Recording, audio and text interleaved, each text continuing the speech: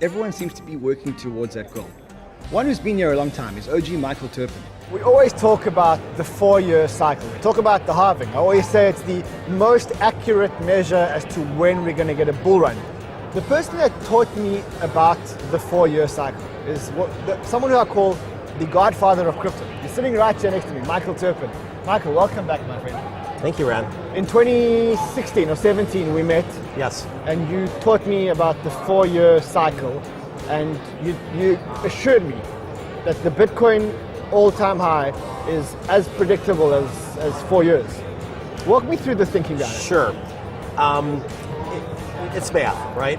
And when you have OPEC, if they were to cut production 50%, what would happen to the price of oil, right? They just did 4 or 5% and it went crazy. So with the U.S. economy, they say when the U.S. economy gets a cold, the rest of the world gets pneumonia. When Bitcoin gets a cold, the rest of crypto gets pneumonia. And it's amazing how predictable the 4-year cycles have been. 2012 was the first halving, it went up 100x a year later. 2016 was the second halving, it went up 30x a year later, a year and a half actually. This last time there was a lot of consternation about, were we going to have an elongated cycle and it'd be 12, 18, 24 months? Or was it going to be the 4-year halving again? I wasn't sure. So I took some off the table and I left some and should have taken more off the table. 4-year halving proved itself out. And it probably should have been 10x because 100x, 30x, 10x. But between the war and the Fed increasing so much, I'll take 8x. So 130, 10, I believe the next time we're going to be 3x over the halving a year from now.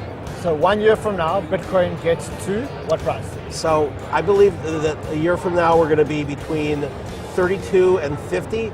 I'll say 40 as a midpoint. I think we'll be flat until 6 months prior. And then one of the most predictable things in Bitcoin has been the 50% increase between 6 months before the halving and the halving. So if we're at 30 6 months from now, we will then be at 45 at the halving.